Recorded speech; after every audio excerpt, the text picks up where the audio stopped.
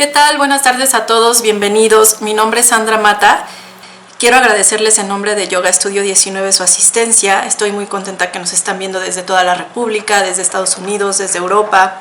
Y creo que en un momento como el que estamos viviendo, es importante la participación de todos nosotros desde lo que podemos para hacernos las cosas más llevaderas. Asimismo, quiero agradecerle al doctor José Eduardo Tappan su entusiasmo al aceptar la invitación. Y para quienes no lo conocen, les leeré una pequeña presentación de su trayectoria. José Eduardo Tappan Merino es licenciado, maestro y doctor en Ciencias Antropológicas por la UAM, maestro en Teoría Psicoanalítica por el CIEP, con 35 años de ser profesor en distintas universidades del país y con más de 25 años de práctica psicoanalítica privada. Ha publicado más de 300 artículos en revistas nacionales y extranjeras, ha impartido cursos y conferencias tanto en México como el extranjero y cuenta con 4 libros de su autoría. Pertenece al Colegio de Etnólogos y Antropólogos Sociales, a la Fundación Europea para el Psicoanálisis, es miembro del Consejo Editorial de Carta Psicoanalítica, coordinador en México de Lapsus de Toledo, miembro fundador del Grupo Grita, de Canal Freudiano y de Psicoanalistas Asociados de México. Asimismo, trabajó 7 años como investigador en CIESAS, que es el Centro de Investigación y Estudios sobre Antropología Social.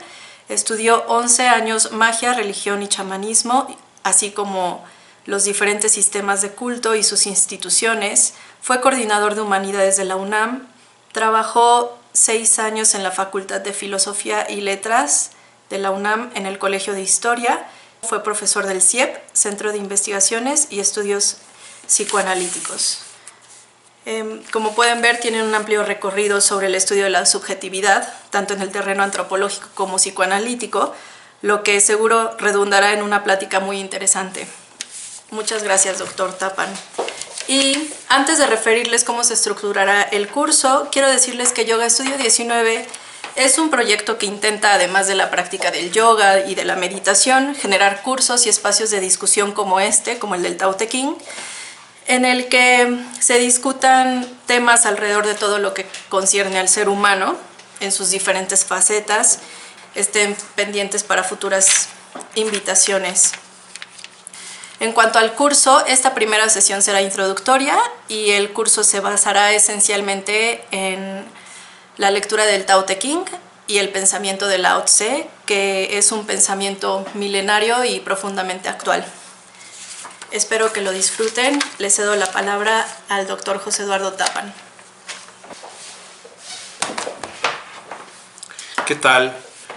Buenas tardes. Pues bueno, les doy la bienvenida a lo que será una serie de clases alrededor del texto de Lao Tse que se llama el Tao Te Ching. Cosas importantes que tienen que saber es que ese es un texto que tiene más de 2500 años. Por lo mismo, la versión que tenemos hoy es una versión que recupera desde luego lo escrito por Lao Tse y también lo escrito por sus discípulos que prosiguieron su trabajo 150 años después. Entonces, los textos que ustedes a los que pueden acceder son estos que ya están recogiendo la enseñanza de Lao Tse y sus discípulos. Lao Tse, además, es la forma de poder llamar a un... Lao Tse significa viejo maestro. O sea, no es el nombre como de Juan Pérez o algo así, sino de el viejo maestro. En ese sentido, las enseñanzas de Lao Tse están cubiertas por el misterio. O sea, ¿quién fue estrictamente Lao Tse? Hay conjeturas, hay hipótesis, hay una serie de cosas. De otros pensadores chinos, sí hay mucho más información, pero hay mucho de la tela del misterio, lo de Lao Tse, ¿no? Entonces, Lao Tse es, digamos, se calcula, hay varios, además hay diferentes apuestas. Está de quienes lo ponen del 618 antes de nuestra era al 907, a quienes lo ponen después como contemporáneo de Confucio, que fue entre el 551 antes de Cristo al 479. Lao Tse es siempre un poco mayor que él. Entonces, realmente, digamos, la diferencia entre Lao Tse y Confucio de edades, se piensa que fue mucho más grande Lao Tse. Hay algunas expresiones, alguna idea de que a Confucio cuando le dijeron que qué había pensado de Lao Tse, todo esto puede ser verdad o no, dijo, bueno, he conocido a otros animales, he conocido a los animales del bosque, he conocido a las personas, pero si conoces a Lao Tse, estás verdaderamente con un dragón. O sea, pensando que era digamos, la suprema de las criaturas. Así podemos pensar, por ejemplo, que la diferencia que podemos establecer entre Lao Tse y Confucio es muy grande. Confucio es un pensador que trabaja alrededor de una serie de principios de carácter moral. A Confucio le interesan las maneras de gobernar y de autoridad y de seguir una serie de principios que deben ser tomados como imperativos categóricos por las personas para incluso los esclavos seguir obedientes a sus amos. De esta manera los emperadores se trata de generar este sentido donde los emperadores puedan tener la obediencia de su pueblo, los padres de sus hijos, y así un sistema de autoridades que está totalmente construido alrededor de la autoridad y del principio moral. Es importante que recuerden ustedes que el confucianismo es una práctica que tiene más de 2500 años de haberse ejercido. Entonces ya mucho de lo que podríamos llamar conciencia colectiva china, incluso oriental, está totalmente metida en esos parámetros de obediencia, de seguimiento, de respeto a la autoridad, de ciego respeto a la autoridad, aunque, desde luego, como sabemos, esto no puede darse sin conflictos. Entonces también sabemos que China, a lo largo de su historia, ha sido caldo de cultivo de infinidad de revueltas, luchas, y como la última, que fue la revolución cultural con Mao Zedong, ¿no? En contraste con Confucio, Lao Tse es un pensamiento que no se dirige a la moral, sino a la ética, es decir, no está pensando en lo que tiene que hacerse, sino en esta relación del hombre consigo mismo, con la naturaleza, con el mundo, con el cosmos, con su historia. Es importante entonces en el pensamiento de Lao Tse que todo aquello que tenga que ver con esta serie de imperativos construidos por el yo de debo, tengo y demás, en realidad lo que hacen es confundir lo que sería la verdadera esencia de la condición humana, que no está regida bajo esos principios. Entonces sí vemos una diferencia clara entre el pensamiento de Confucio y de Lao Tse. Ahora bien, el problema, como decíamos, es que son ambos pensadores que tienen más de 2500 años y que su pensamiento continuó siglos después, milenios después, por lo que muchos de las traducciones o de las interpretaciones del Tao, hecho por confucianos, pues tienen ese agregado de girar las cosas como a principios morales, al deber, a la obligación, cosas de ese estilo.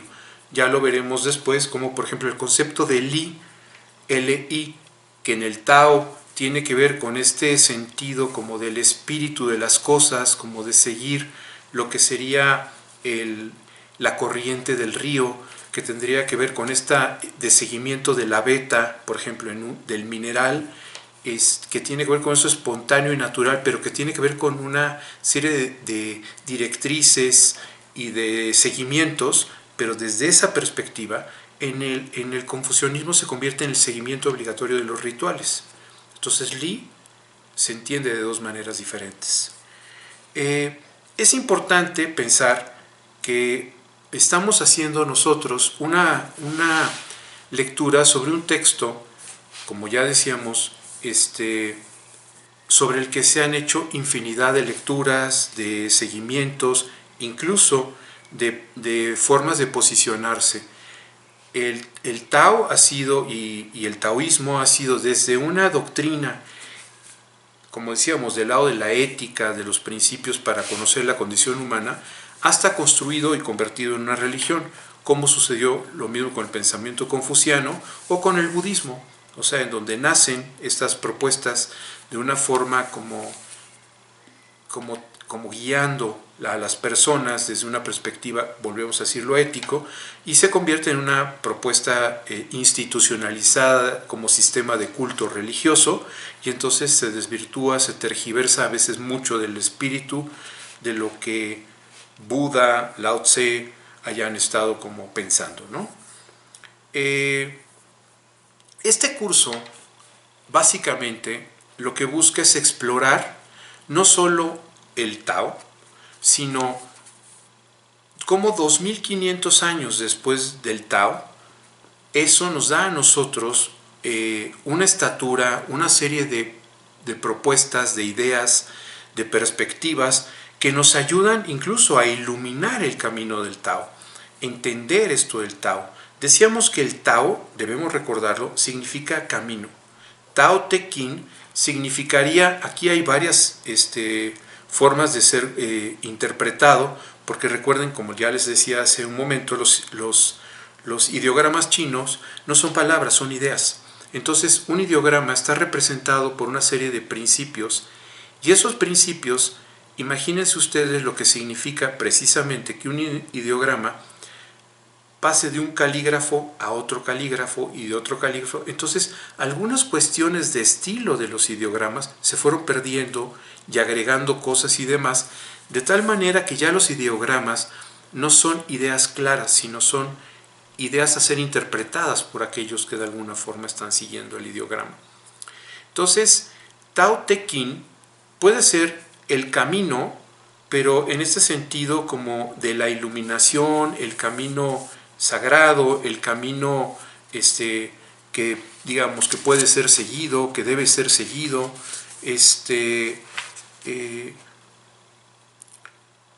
pero que de alguna forma la cuestión es el camino que debe ser seguido, el camino de la iluminación o el camino iluminado.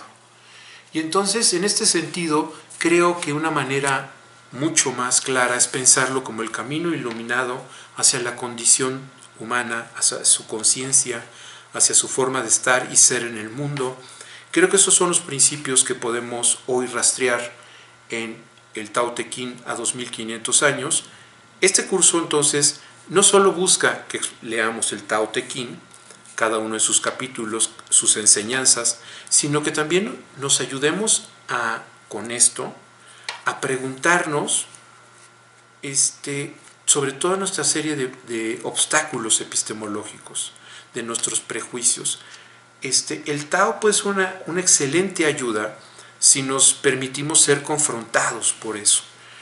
Tenemos una serie de certezas construidos con un canon que podríamos llamar occidental, generado a partir de la razón, en donde lo intelectual, la razón, la conciencia tienen una hegemonía en lo que son los procesos de conocimiento del mundo, y eso tiene para decirlo de alguna forma, tiene una serie de cosas buenas y obviamente una serie de cosas malas. Lo que el Tao nos va a enseñar es que necesitamos combinar la parte racional con la emocional, y que en la tarea del conocimiento no hay una que brille sobre la otra, y una requiere de la otra. Con Confucio, de lo que se trata, como en el canon occidental, es del ejercicio de la razón, de la conciencia, del yo. Todo lo que es el Tao es una lucha contra el yo y la conciencia y la razón, porque las considera realmente construcciones que son verdaderos problemas artificiosos para poder dar cuenta de lo que somos. Entonces, si seguimos desde la razón, desde la conciencia, un camino para encontrarnos, lo que vamos a hacer es extraviarnos, porque eso no conduce más que a una parcialidad de lo que es la compleja condición humana. Así, creo que este curso espero también sea una oportunidad para hacer un proceso de deconstrucción, de desconocimiento de nuestras apuestas, de lo que hemos hecho, y que entendamos que la condición humana es lo suficientemente compleja como para requerir de herramientas igualmente complejas y no solamente desde la conciencia o desde la razón para aproximarnos a algo tan inmensamente poliédrico y complicado como es la condición humana. El sesgo cognitivo que tenemos desde Occidente nos hace además de alguna forma privilegiar y descalificar este ejercicio de conocimiento.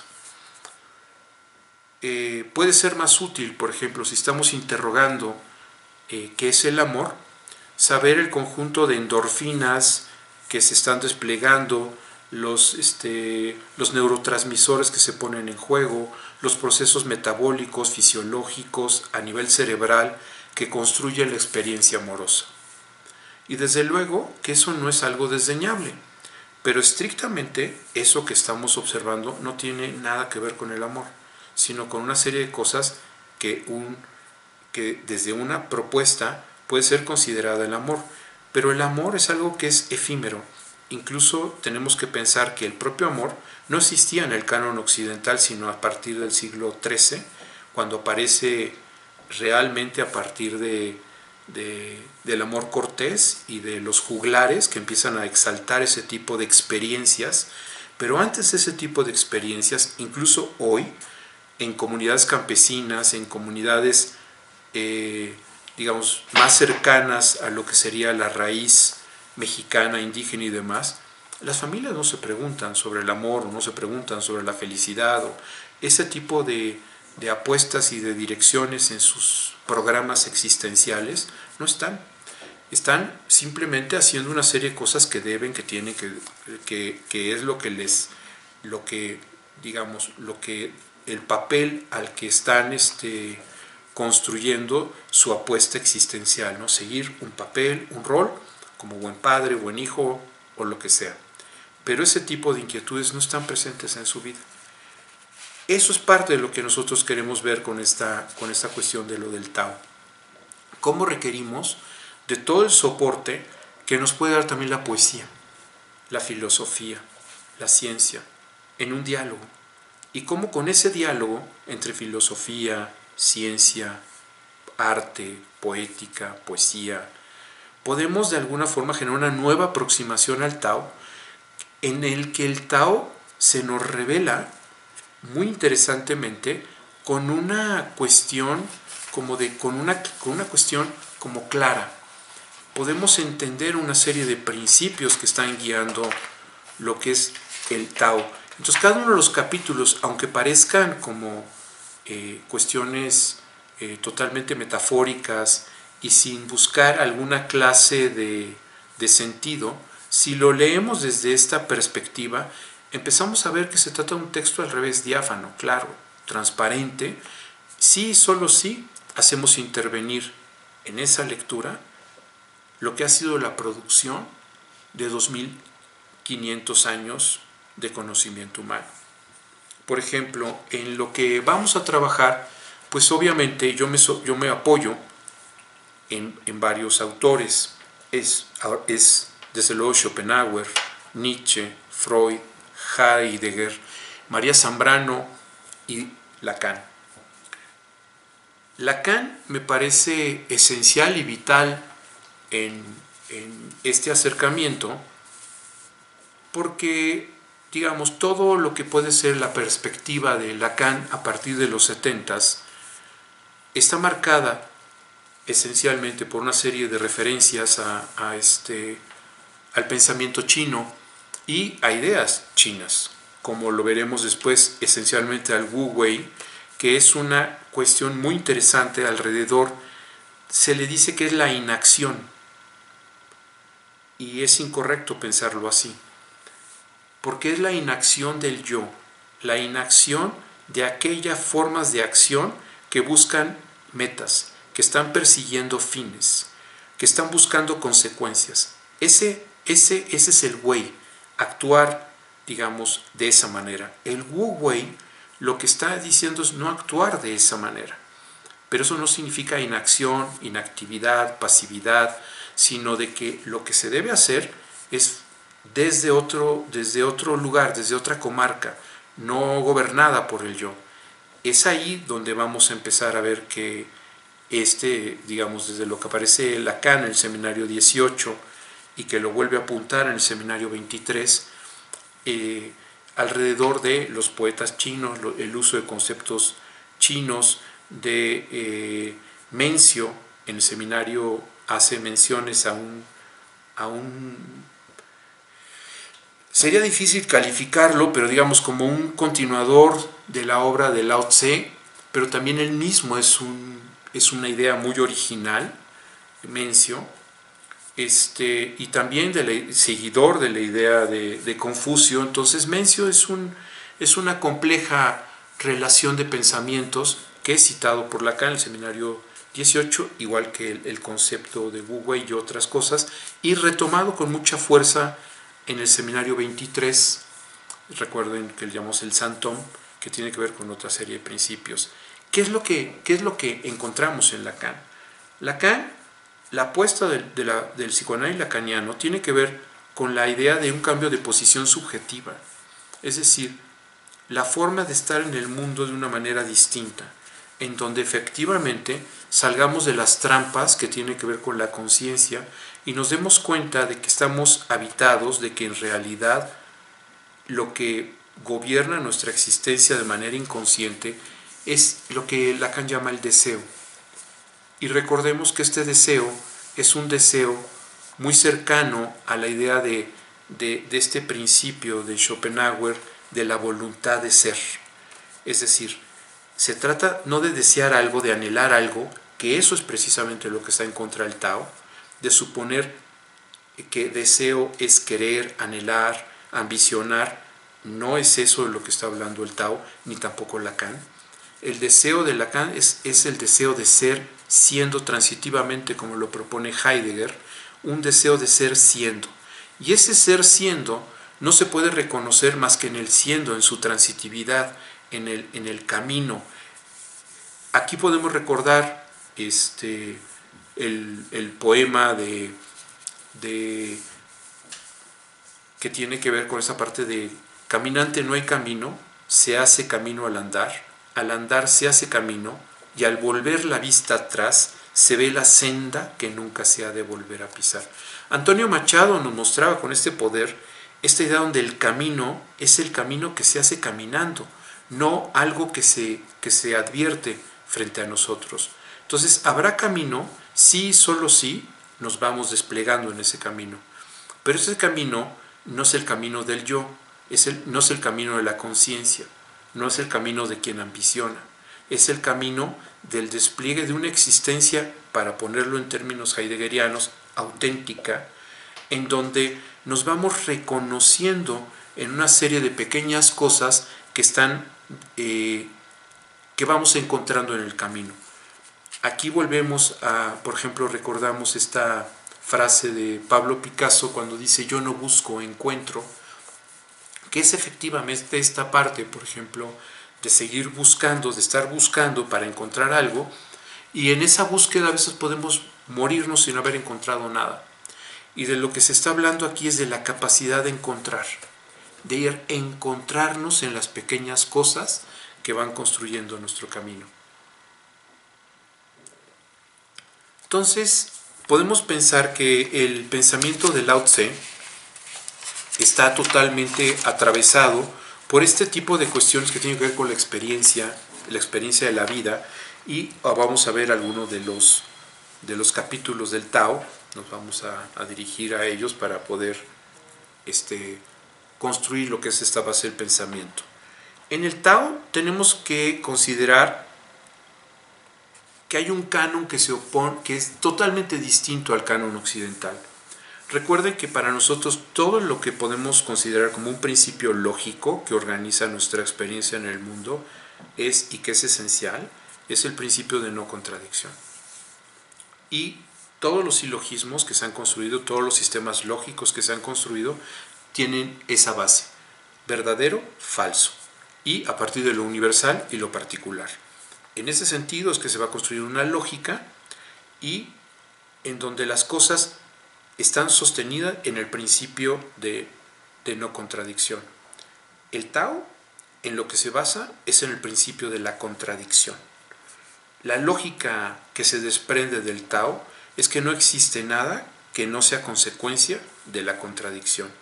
En este sentido, el yin y el yang, como pares de opuestos binarios complementarios, se articulan en todo lo que es cualquier tipo de experiencia que podamos pensar humana. Así, el yin y el yang se aproximan. Es interesante también que pensemos que muchos de los pensadores presocráticos, los que llamamos pensadores presocráticos, de alguna forma comparten esta misma temporalidad con Lao Tse, Confucio, con todos estos pensadores, en donde se están preguntando sobre la esencialidad de las cosas, sobre la esencialidad de la materia, de la physis, de la naturaleza. Aquí Lao Tse se está preguntando sobre la esencialidad de la condición humana, del espíritu humano. Y nos dice que en el camino lo único que vamos a encontrar es esta articulación de sistemas de pares de opuestos binarios, yin y yang, vida, muerte, masculino, femenino, oscuridad, claridad. Pero algo esencial en el pensamiento taoísta es que de verdad no hay un privilegio a algo. Bueno, aquí habría que hacer una pequeña anotación al calce, porque hay varios especialistas, sinólogos y especialistas en el pensamiento del Tao Te Ching y de otros sistemas de pensamiento, que consideran que si existe un espíritu, si existe algo de ese orden en el Tao, es un principio femenino sobre el masculino.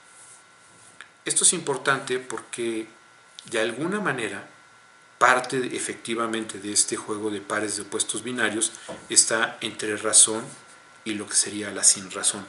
Bueno, en ese sistema, o sea, también está razón y sinrazón. Bueno, parte de lo que estamos hablando aquí tiene que ver desde esta sinrazón, porque la considera la razón como un ejercicio artificioso, no como algo propio de lo que somos siendo, sino como una necesidad de legitimar estas experiencias hacia nosotros mismos.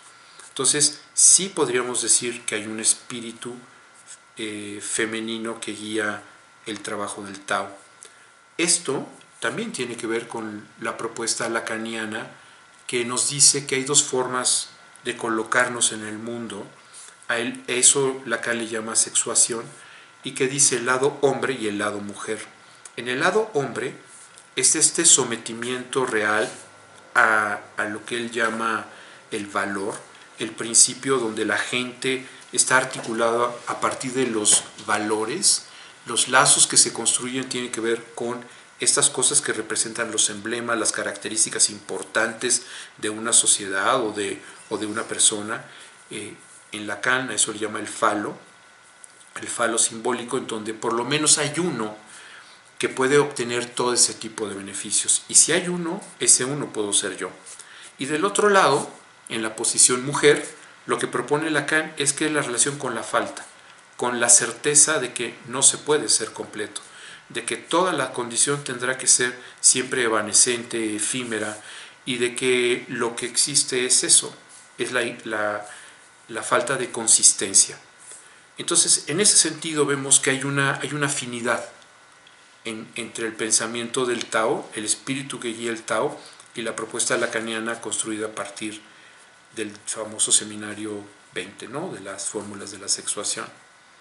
Aquí, siguiendo con esta propuesta del Tao,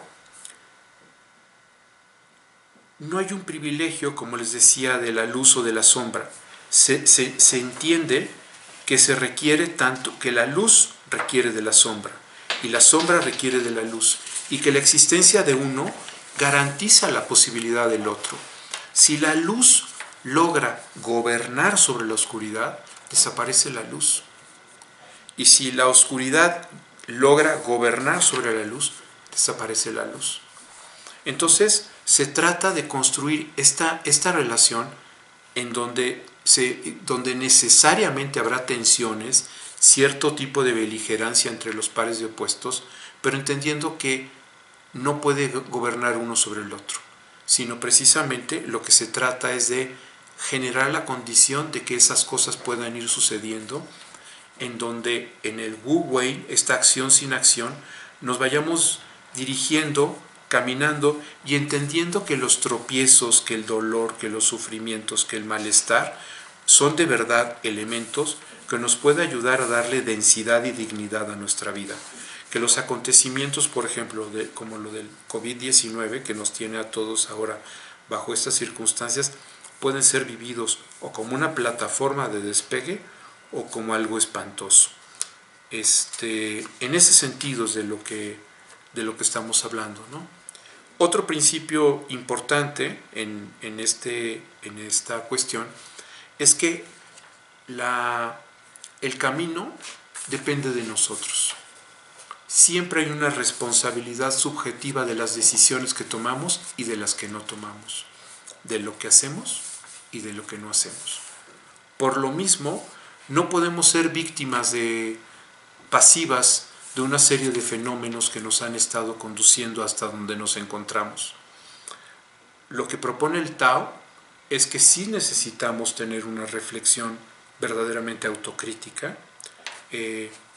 Esto es algo que Ernesto de Martino, un antropólogo italiano, hablaba de etnocentrismo crítico, es decir, tomar distancia frente a nuestra vida, a nuestras circunstancias, nuestra cultura, para sernos protagonistas de ellos y no ser esta parte del lado del Wei, del lado de esto a lo que se opone el Tao, de este ser anónimo que está actuando en la vida de forma automática, persiguiendo las cosas que debe perseguir, pensando como debe pensar, haciendo las cosas siguiendo este canon social, sin él ser un auténtico responsable y protagonista de su existencia.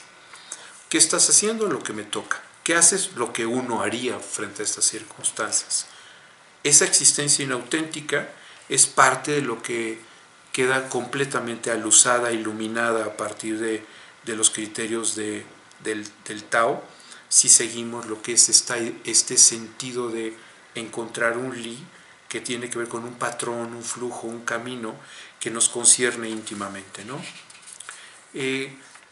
Siguiendo este esquema del pensamiento, tenemos que aprovechar este curso para que sea una auténtica exploración sobre nuestros prejuicios, cómo pensamos las cosas, por qué le damos privilegio a esa experiencia, por qué no interviene en otras operaciones superiores de la conciencia, como considerar, ¿no?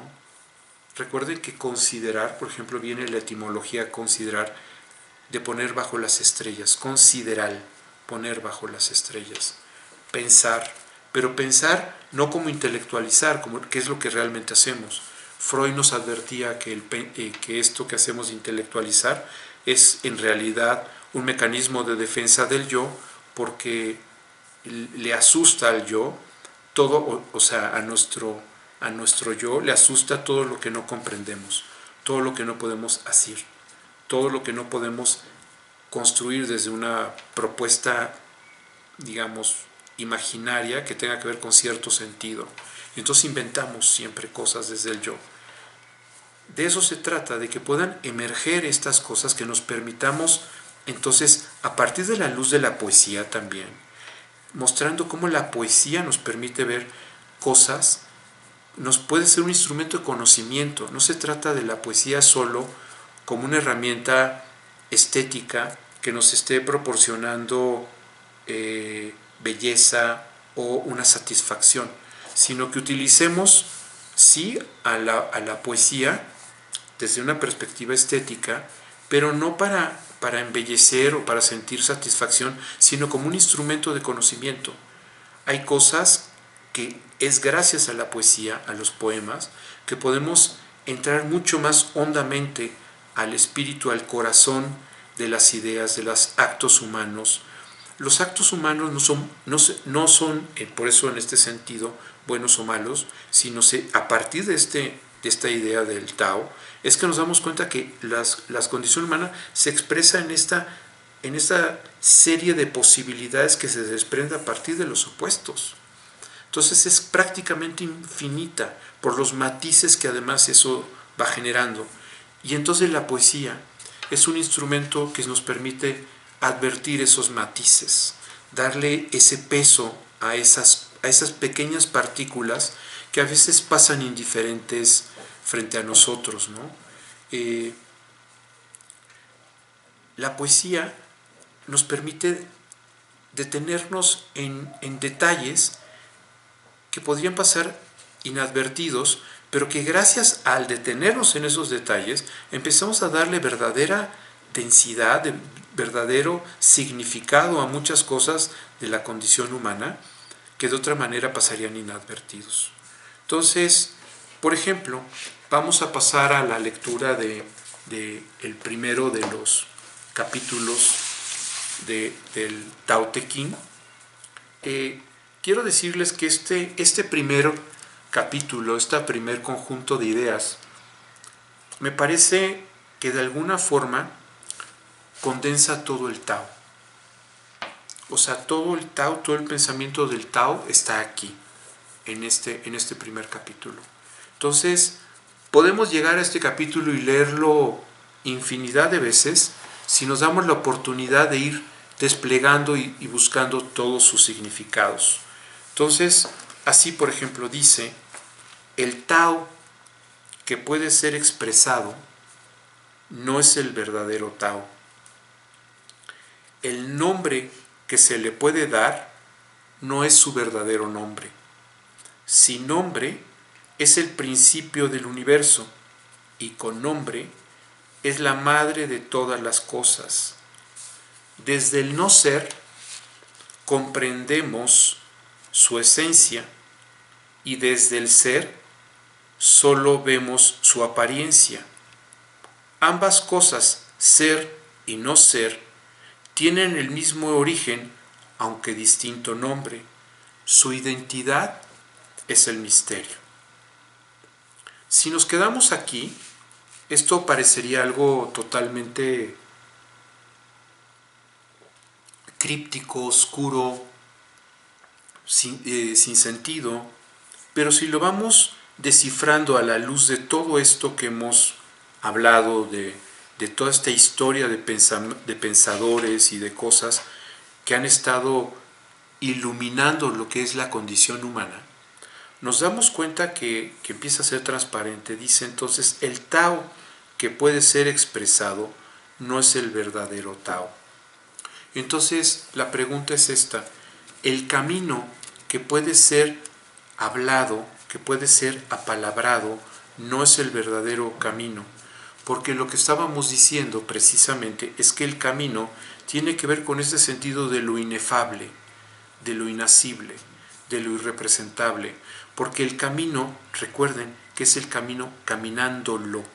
Entonces, ¿qué camino? Si ese camino tiene nombre, si es el camino universitario, si es el camino del progreso, si es el camino del desarrollo, si es el camino, ya le pongo apellidos y nombres a esto, en ese camino no estamos nosotros siendo de verdad originalmente.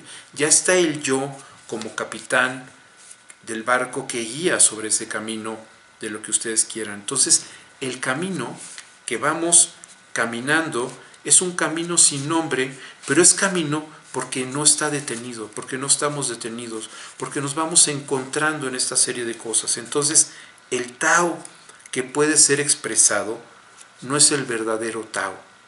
El Tao es transitivamente. ¿Te gustó el helado que tomaste? Sí. ¿Por qué? No sé.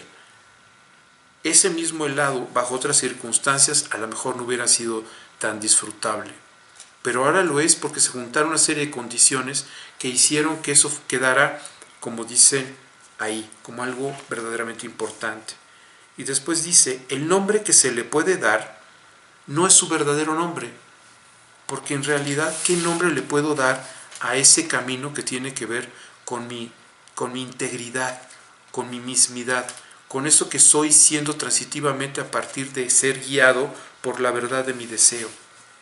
Deseo, recuerden que no es lo que anhelo, quiero o persigo, sino del deseo de esa fuerza del ser, ¿de acuerdo? De eso que me hace ser concernido por las cosas. Cuando soy concernido por esas cosas, no sé por qué soy concernido por esas cosas. Pero además esto es muy importante porque no todos somos concernidos por las mismas cosas. Cada uno de nosotros está, para decirlo de alguna forma, como afinado a una nota particular. Y entonces las cosas que le son afines van a ser distintas de unos a otros por esta cuestión de afinación. Entonces, si lo que para mí es importante, para otro puede no serlo. Pero lo que es relevante aquí es que yo soy siendo en el encuentro con eso que me concierne. ¿Qué es eso? Un instante, un poema, un sonido, una luz, una fragancia, una palabra, algo del tacto, una idea. O sea, no podemos ponerle nombre, ¿no? Entonces el nombre que se le puede dar no es su verdadero nombre. Sin nombre, fíjense qué interesante, si entendemos que el camino y ese camino tiene que ver con lo que puede ser nuestro despliegue existencial, entonces sin nombre, ese camino que tiene que ver con el despliegue existencial de las cosas, ese camino que tiene que ver con el despliegue existencial que puede tener la semilla de una secuoya, que lo hará una gran secuoya, la semilla de una manzana, que la hará manzano, y que está en ese juego del yin y del yang, de ser ese manzano, pero también de todo aquello que lo imposibilite ser ese manzano. Demasiada humedad, falta de humedad, un gusano que se la coma, o sea, siempre estará en potencia de no ser. Pero entonces, sin nombre, ese despliegue es, dice, el principio del universo, y con nombre es la madre de todas las cosas, porque entonces ya con ese nombre ya estamos desde el lado de la conciencia, de la razón, y entonces ya estamos diciendo, esto es por esto es por esto, lo estamos ordenando, ¿de acuerdo? Entonces son dos planos de lo mismo, pero en el plano con nombre es esta parte donde ya hay un ejercicio desde el no ser, que tiene que ver desde la conciencia, desde la razón, desde el yo, ¿de acuerdo? Y dice, y con nombre es la madre de todas las cosas, como les decía, cuando ya tiene clasificaciones, etiquetas, culturales, todo eso. Desde el no ser, esto es muy importante para entender el Tao, desde el no ser es que comprendemos su esencia y desde el ser solo vemos su apariencia. Desde el no ser comprendemos su esencia. Lo que nos está, esta parte del no ser, como les decía, el Tao está continuamente digamos, en este sentido yin y yang, entre el wu, entre el wei y el wu wei, entre esta parte de operar desde el yo, desde la conciencia, desde querer ser sensato, prudente, razonable, desde querer tener las medallas que van a ser socialmente aplaudidas y queridas, desde esa parte, que eso es para el Tao el no ser, y que tiene que ver con estos planos automáticos, que tiene que ver con estos planos en donde estamos atrapados a una serie de representaciones, ideales, y donde nuestra existencia ya no nos pertenece. Nos convertimos en uno más de este grupo de personas que persiguen esos estándares de vida, esas metas, esos horizontes, esos principios, y entonces eso es el plano del no ser. Es un plano automático y donde nuestra vida puede ir pasando y no la estamos viviendo, no estamos verdaderamente concernidos en esa vida, porque las notas en que estamos que nos están tocando alrededor de nosotros no tienen que ver necesariamente con el espectro de las cosas que nos son próximas, ¿de acuerdo? Donde estamos afinados y hay cosas que no son afines. Entonces, en la plano de la no existencia, estamos en todas las cosas sin que sean afines, o sea, no hay importancia. Pero es desde ahí, cuando tomamos conciencia de que no estamos viviendo nuestra vida, de que somos seres automáticos, de que no estamos siendo tocados por la esencialidad de las cosas, donde no está la verdad de nuestro deseo en las cosas que estamos haciendo, desde ahí es que entendemos la importancia del Tao. De decir, me he extraviado, no he hecho mi vida, ¿no? Está el poema de Borges, ¿no? Que dice: he cometido el peor de los pecados que un hombre puede cometer. No he sido feliz. Que los glaciares del olvido me arrastren y pierdan despiadados. Mis padres me engendraron para el juego arriesgado y hermoso de la vida, para el fuego, la tierra, el agua y el viento. Los defraudé. No fui feliz. Cumplida no fue su joven voluntad.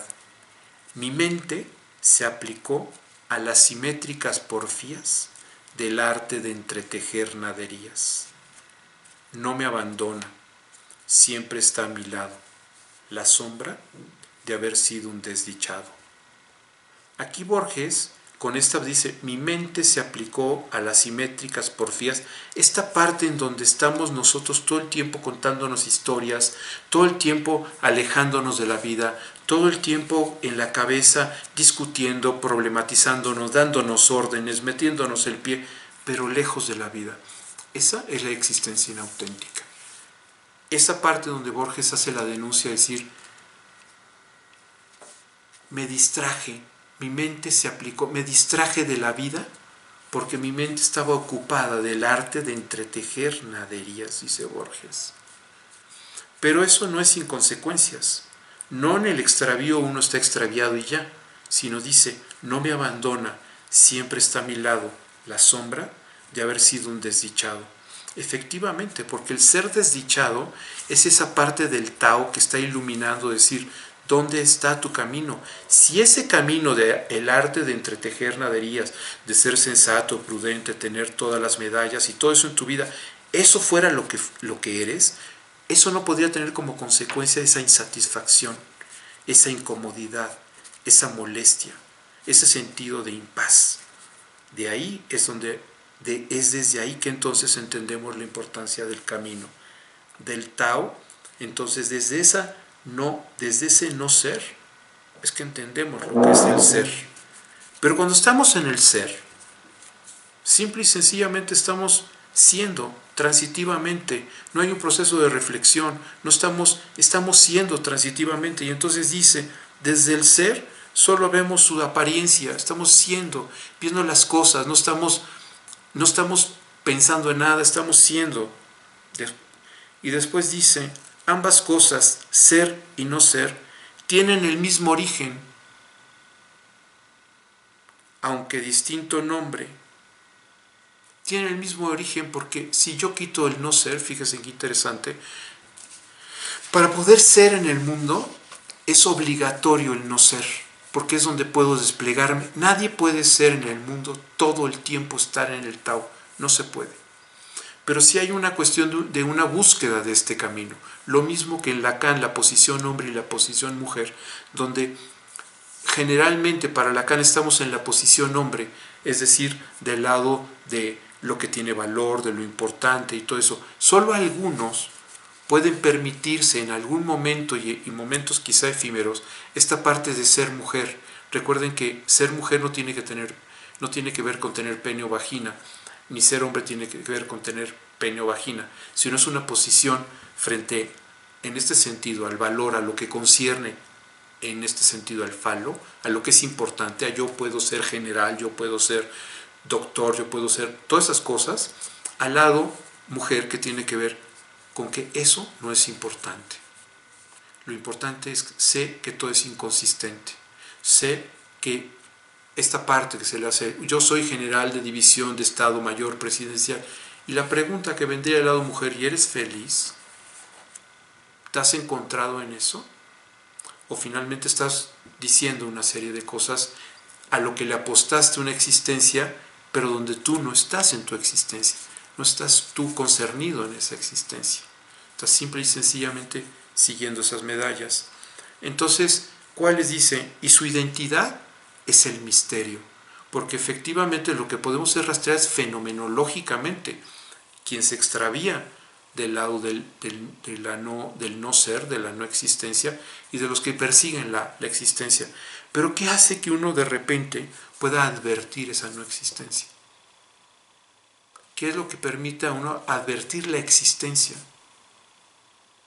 Entonces es complicado porque si a una persona que está desde el lado del no ser lee el Tao, lo que va a decir es que esto es basura, esto no lo concierne e inmediatamente se pasará a hacer a cualquier otra cosa, ¿no? Otro punto muy importante es en esta parte de este capítulo, cómo cierra este capítulo. Y este capítulo cierra diciendo: y en ese misterio se harta la puerta de toda maravilla. Entonces, regresando a nada, se dice, ¿cuál es su identidad? Es el misterio, la identidad del ser y del no ser. Pero en ese misterio es donde se halla la puerta de toda la maravilla. Y es donde existe la posibilidad de continuar en un lado o en el otro. ¿Qué es lo que hace que uno pueda abrir esa puerta? ¿Qué es lo que permite que uno pueda advertir esa puerta? Y no seguir en la automática, en esa automática inexistencia o existencia inauténtica. O sea, ¿qué es lo que hace que esta existencia inauténtica puede llegar a alguien después a advertir que ahí hay una puerta? Y que esa puerta puede ser abierta. Y que si es abierta, puede ser la posibilidad de toda maravilla, de toda posibilidad de encuentro con uno mismo. Y en ese encuentro siempre será un encuentro con minúsculas, nada más para que lo entendamos, con pequeñas cosas, con poder estar de verdad ahí bebiendo agua, con de verdad poder estar ahí contemplando las montañas, con de verdad estar ahí contemplando un lago, con de verdad estar ahí en el cine o aquí, está de verdad aquí bajo una serie de circunstancias que tiene que ver con el aislamiento social, pero de verdad estar aquí. ¿Cómo poder estar aquí? ¿Qué puedo hacer para evitar estas circunstancias y este momento sin estarme tropezando con eso, ¿no? Bueno, el segundo de los capítulos del Tao nos dice: todo el mundo toma lo bello por bello y por eso conoce qué es lo feo. Todo el mundo toma el bien por el bien y por eso conoce qué es el mal.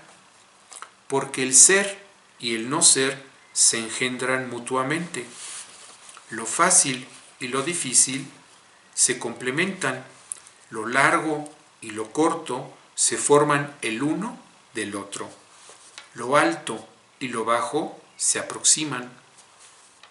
El sonido y el tono armonizan entre sí. El antes y el después se suceden recíprocamente. Por eso, el sabio adopta la actitud de la actitud de no nombrar y practica una sin palabras. Todas las cosas aparecen sin una intervención, nada usurpa ni nada rehúsa, ni espera recompensas de sus obras, ni se atribuye la obra acabada, y por eso su obra permanece con él. Esta parte donde dice, por eso el sabio adopta la actitud de no obrar. Esa es la parte de lo que hablamos del Wu Wei. El sabio, que es diferente al erudito, el sabio que es aquel que sabe, que tiene sabiduría, porque también alcanza la sabiduría que se alcanza por la saborear, por el saber, esto me sabe dulce, esto me sabe amargo, ese saber que tiene que ver con el sabor, con el saber, con la experiencia. Entonces no solo son datos, el erudito tiene datos, el sabio, esos datos están atravesados por su experiencia, pero además por esta práctica de lo que son los sentidos, ¿de acuerdo? El saber lo que sabe algo. Dice aquí, todo el mundo toma lo bello por lo bello y por eso conoce qué es lo feo. En este sentido es esta parte donde estamos como construyendo a partir de criterios que tiene que ver con cómo establecemos lo que son las cosas, ¿no? Lo bello es bello y entonces eso se convierte en un canon y por lo mismo puedo inferir que es lo feo. Lo mismo cuando esto es feo, luego entonces sabré qué es lo que es bello. Pero para que exista lo feo, tiene que ser consecuencia de que exista lo bello. Si yo no sé qué es lo bello, no puedo saber qué es lo feo. Y por eso, bien y mal, ¿qué es el bien en este sentido? Sabemos que el bien está bien y por eso conocemos el mal. Pero si sin uno no existe sin el otro, volvemos al yin y al yang. Porque lo que decíamos también en el capítulo anterior, porque el ser y el no ser se engendran mutuamente. Lo que decíamos, es imposible permanecer todo el tiempo 100% en el camino. Buscamos estar en el camino, procuramos todas las opciones y oportunidades que tenemos para estar en el camino, para estar en este camino que tiene que ver con la verdad de nuestro deseo, con este sentido de integridad, ¿no? Con lo que somos siendo. Y que eso pues somos siendo, y eso no podemos ni siquiera decir por qué o cómo. Simplemente que como una nota afinada vibré en la frecuencia, fui bajo esas circunstancias, que a lo mejor si se repiten esas mismas circunstancias, no seré.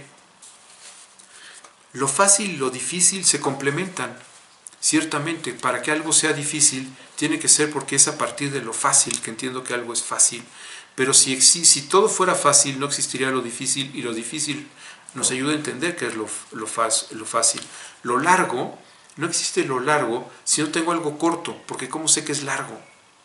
Es a partir del contraste entre largo y corto sé que algo es largo y que algo es corto. Lo alto y lo bajo se aproximan.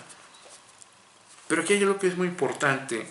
El antes y el después se suceden recíprocamente, ¿no? Esta parte de donde el tiempo va a ser siempre en un sentido de continuidad, antes y después. Y ahora estoy en el antes y seguirá el después. No puedo detenerme, no puedo detener el despliegue del tiempo.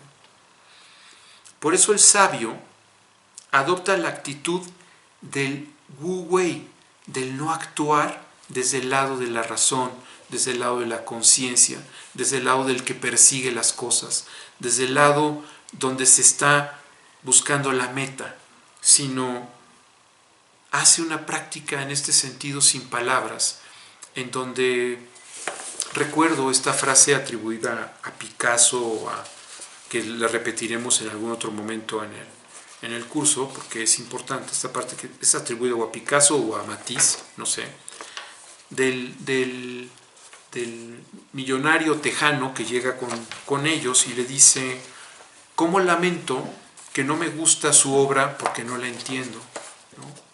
O sea, sus cuadros no me gustan porque no los entiendo.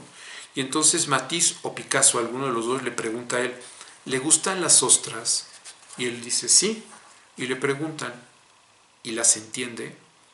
O sea, si yo quiero que sea el ejercicio del entendimiento quien me va a llevar por entender, comprender, me va a gustar, es que estoy verdaderamente extraviado. Estoy del lado de la existencia inauténtica. Es a partir donde estoy siendo transitivamente y me encuentro con algo que me confronta, como pueden ser las Damas de Aviñón de Picasso o el Guernica, algo tan estridente y fuerte y demás, y me concierne y me toca y me sacude y todo ese tipo de cosas. Es que eso sucedió. ¿Por qué? Puedo decir cosas, pero quizá nada de lo que diga de verdad refiere a por qué sucedió, porque ni yo mismo sé por qué sucedió. ¿De acuerdo? Entonces, esta parte del sabio, que es una sabiduría que todos podemos desplegar, no se necesita ser sabio como un hombre muy culto, no. Sabio es simple y sencillamente permitirnos estar ahí y apropiarnos de las experiencias y que todo eso podamos integrarlo. Si hacemos eso, estamos con una actitud repleta de sabiduría. Entonces, un campesino analfabeta puede ser mucho más sabio que el más erudito de los académicos de algún instituto de investigaciones. Esta parte donde no espera recompensa de sus obras, ni se atribuye la obra acabada, es porque las obras en realidad tienen que ver con su sentido de seguir caminando, su sentido donde está haciendo obras y seguirá haciendo obras. no está buscando el aplauso, no está buscando el reconocimiento, no está buscando nada de esas cosas que de alguna forma sería el propósito de estos, digamos, de los eruditos, de quienes están buscando la fama o el reconocimiento. Entonces, si eso es lo que se busca, se está del lado de la existencia inauténtica. Pero aquí hay algo que es muy importante y dice, y por eso su obra permanece en él. Esto es muy importante, esto merece que nos detengamos un poquito más. El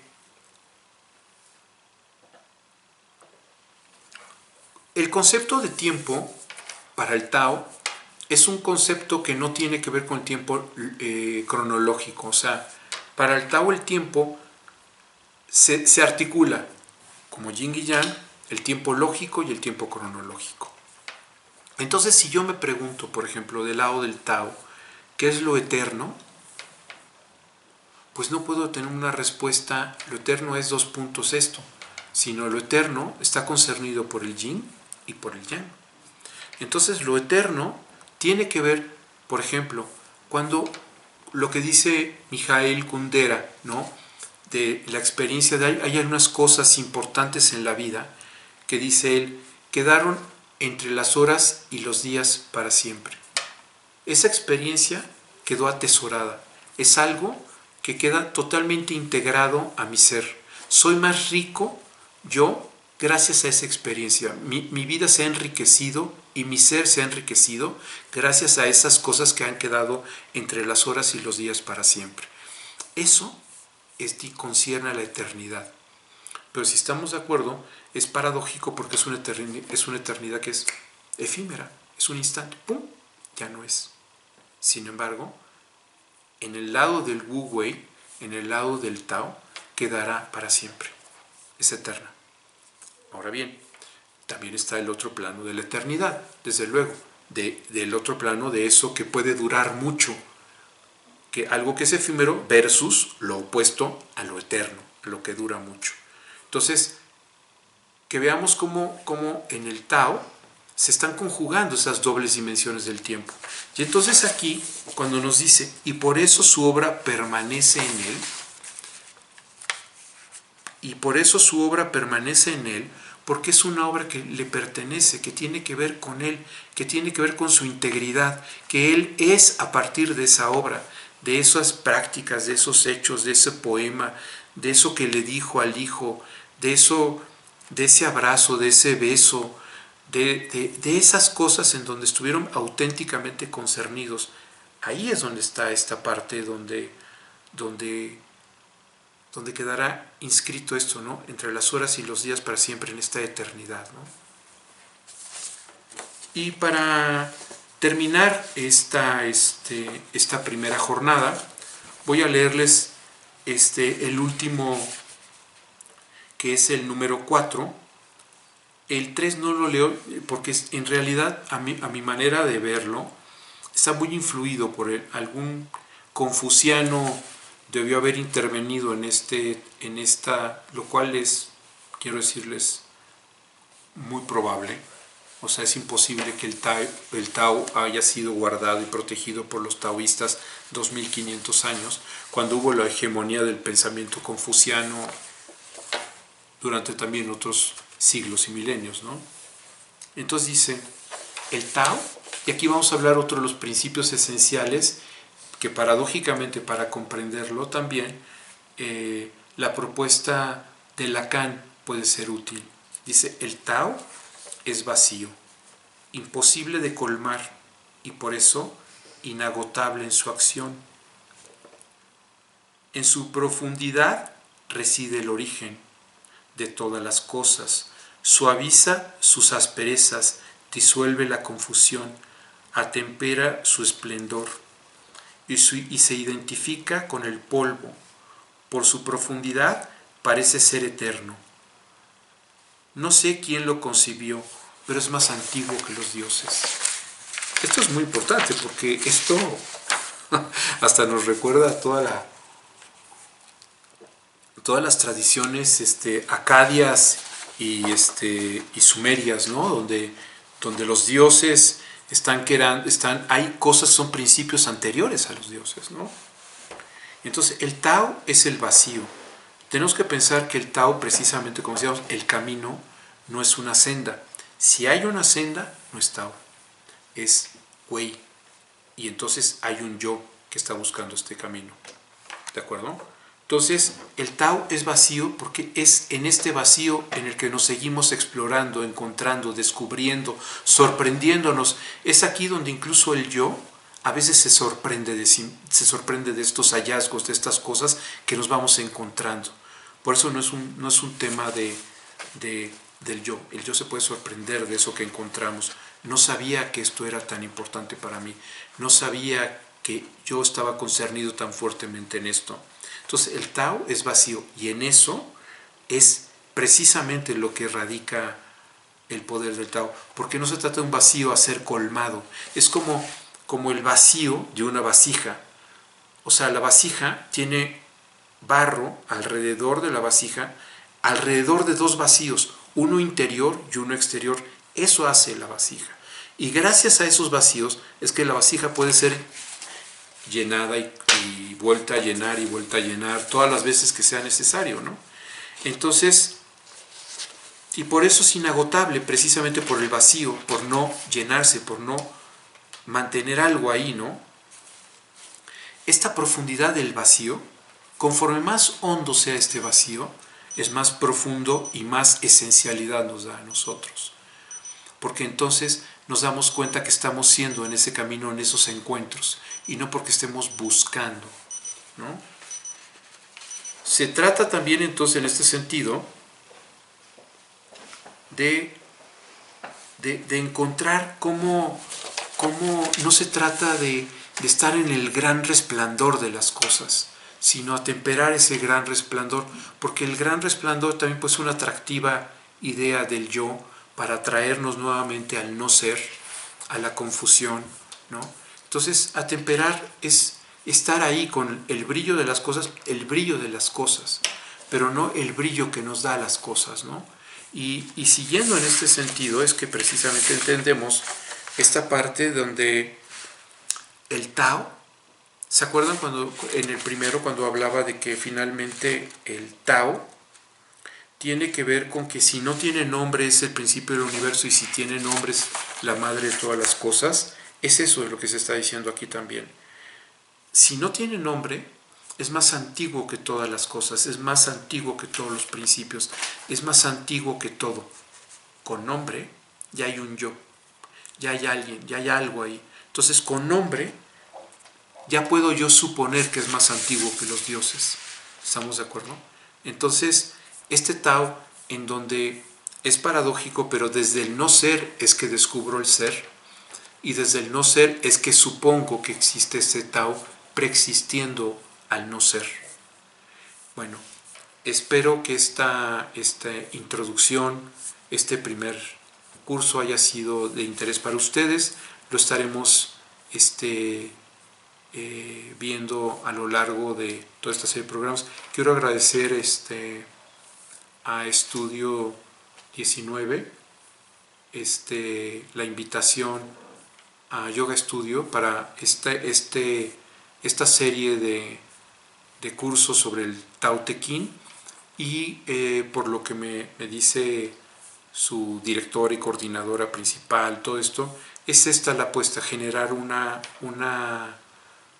tentativa de acercamiento al pensamiento antiguo, a las prácticas antiguas, pero no desde una perspectiva que pueda ser necesariamente con esa falsa espiritualidad de quien desconoce la hondura del pensamiento de las cosas, ¿no? Sino siempre con este sentido de crítica y de distanciamiento y de poder estar con una actitud distinta, y que a partir de estas experiencias podamos salir más concernidos, más tocados, y que nuestra vida pueda de alguna forma ir cambiando de rumbo. Gracias.